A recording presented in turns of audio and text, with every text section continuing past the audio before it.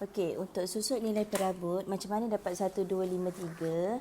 Tengok pada soalan, kita ada perabot awal 1 Januari 2019 10530. Dan kita ada beli perabot dalam pembayaran 2000. Dan dalam maklumat tambahan, perabot pada 31 Disember dinilai sebanyak 11,277. Jadi ini adalah ikut kaedah susut nilai penilaian semula. Jadi kita dapat susut nilai 1253 dengan 10530, kita tambahkan dengan 2000 dan kita tolakkan dengan 11,277.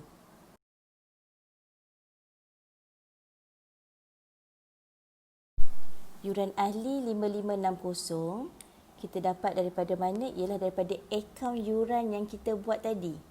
Akaun yuran yang kita buat kan ada butiran pendapatan dan perbelanjaan yang duduk sebelah debit tu. Itulah yang kita akan pindahkan ke akaun pendapatan dan perbelanjaan sebagai yuran ahli.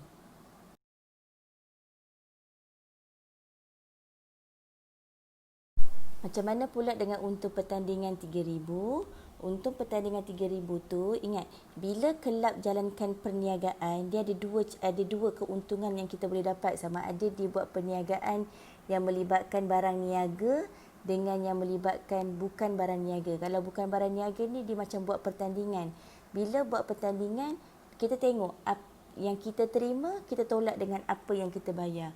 Kan dalam penerimaan kita ada bayaran pertandingan 5,000, itu yang kita terima. Dan yang kita telah bayar ialah kita beli hadiah pertandingan sebanyak 2,000. Jadi kita nampak kat situ ada lebihan. 5,000 tolak 2,000, jadi 3,000 itu kita namakan dia sebagai untung pertandingan. Konsepnya ialah hasil tolak belanja, kita akan dapat untung atau rugi. Yang dikatakan untung bila hasil lebih besar daripada belanja, dan kalau kita dapat rugi bila belanja itu lebih besar daripada hasil.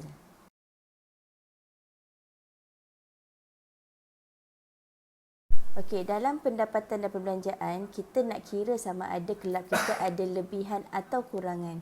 Macam contoh soalan kelab Runang Puspa ni, kita nampak pendapatan kita melebihi daripada kita punya perbelanjaan. Jadi, pendapatan hasil lebih besar daripada perbelanjaan hasil, jadi kita akan dapat lebihan.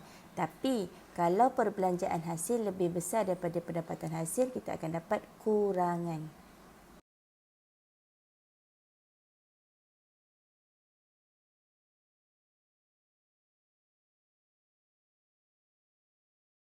Bila kita nak buat penyata kedudukan kewangan bagi kelab, kita mesti yang pertama sekali, yang beza dalam kelab ialah dana terkumpul.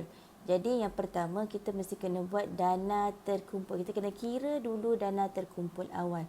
Sebab kita tak tahu dana terkumpul awal dia berapa. Sama juga macam mana kira dana terkumpul ialah aset tolak liability. Jadi dalam soalan kita hanya ada aset pada 1 Januari tu. Kita ada aset je 1 Januari. Kita tak ada liability. Jadi tambah semua aset tu, itulah kita punya dana terkumpul awal. Sebab liability dia kosong.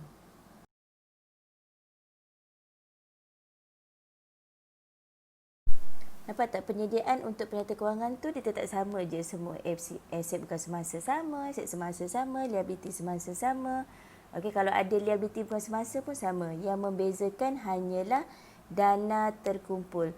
Kalau dalam milikan tunggal kita sebut equity pemilik, tapi bila dalam kelab kita sebut sebagai dana terkumpul. Bila dana terkumpul awal yang kita kira tadi, lebihan tu yang kita dapat daripada akaun pendapatan dan perbelanjaan. Okey, campurkan dua, kita dapat dana terkumpul akhir dan barulah kita campurkan dengan yuran pendaftaran. Ini pendapatan modal kita.